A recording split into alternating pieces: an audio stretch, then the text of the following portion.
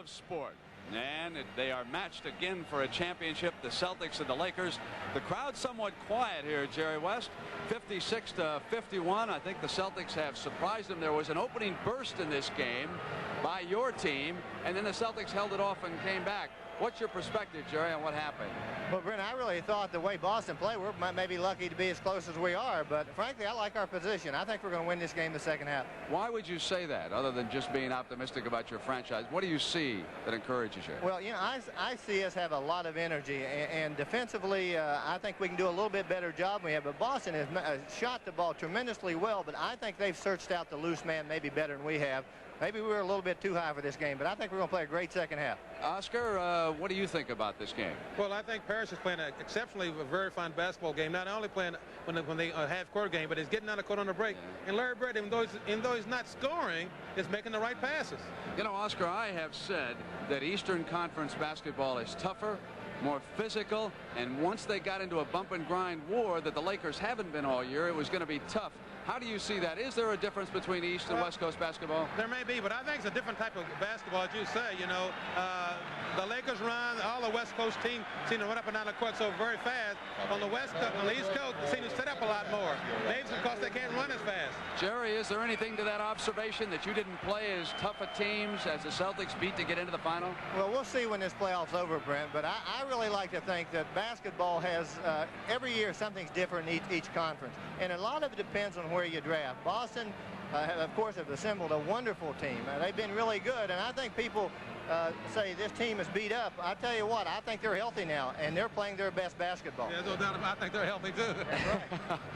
Jerry and Oscar, I want to thank you both for being with us here this afternoon.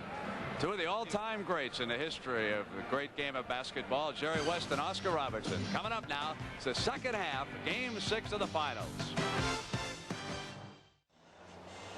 The Celtics lead the Lakers 56-51, and just a few moments ago, Pat O'Brien had a chance to get the thoughts of Lakers head coach Pat Riley. Anything surprise you in the first half, Pat?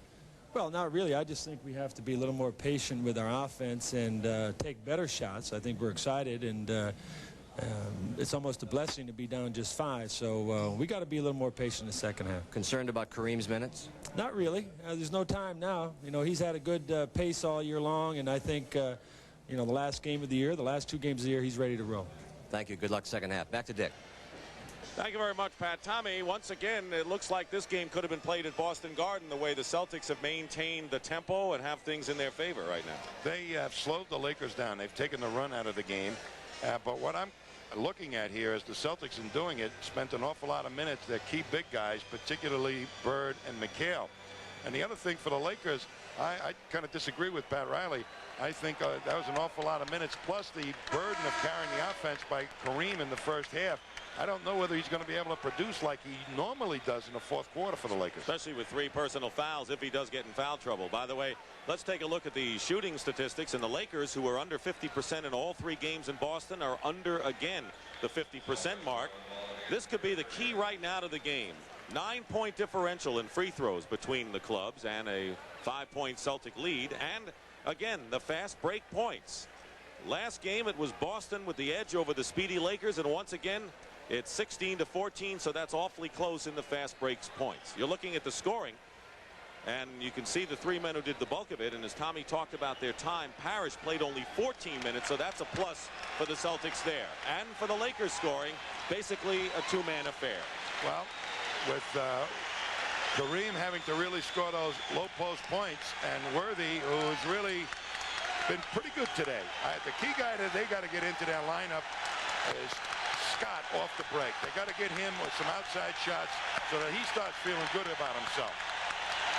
And the crowd behind the Lakers as we start the third period. The Lakers scored 25 and 26 points in each of the first 2 periods, which is far below what they're used to. The Lakers scored 30 or more in 7 out of 8 quarters in the first 2 games. Bird for 3, way off the mark. And Magic Johnson with a 3-on-3 break. If Byron Scott doesn't produce early, you may see a lot of Cooper in this half. Magic goes in against Ainge. He brushed him and used his body. That's what is known as a quick hitter. Before the Celtics defense was totally set up, they got the ball in a low post to a good matchup. Pick and roll to Parrish, and Kareem has picked up his 4th personal foul. So when you talk about how many minutes he can play, that will go into Pat Riley's computer. 4 fouls on Abdul-Jabbar. He's going to leave him in. He's got to leave him in.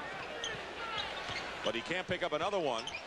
Johnson misses. Green the rebound. Needs Kareem's offense.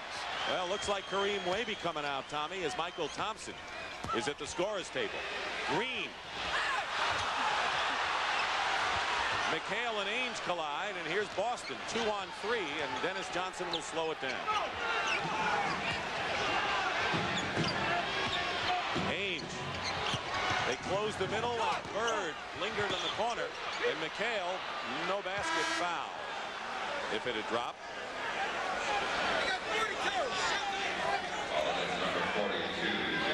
James Worthy picks up his 3rd personal foul, and Tommy, James Worthy played all 24 minutes in the first half. He's young enough, and he ought to have the stamina to play the whole game. That's what Riley's hoping.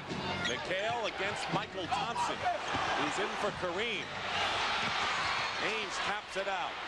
The Lakers have gone with an exceedingly big lineup right now. Harris misses. Excuse me, they did take the Kareem out. 2-on-1. Michael Thompson back to Green.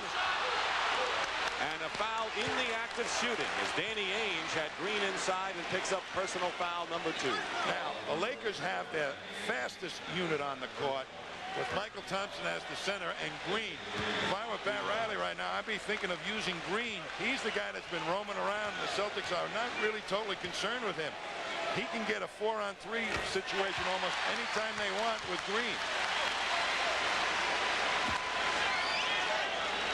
Pat Riley, who said that if the Lakers ultimately lose, it'll be public humiliation. He said that even before the last game in Boston.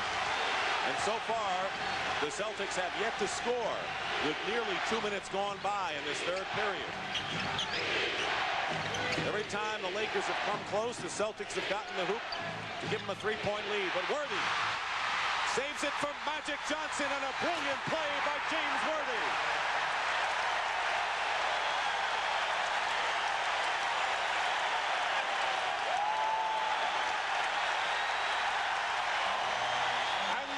Lead it on this play. There is real grit. James Worthy with the full dive to save it, to create the easy hoop by Magic. Their first lead since 13-12.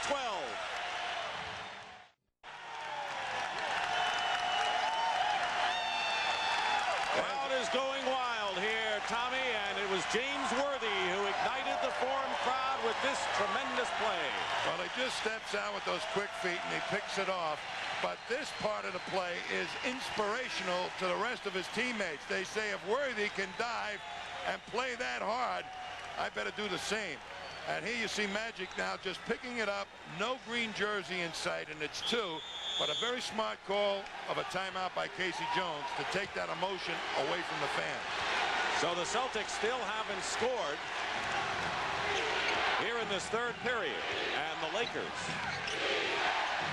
regain the lead. They were down by as many as 9. Celtics are not keying on AC Green. Ainge forced that shot in a 4-on-3 break for the Lakers. Worthy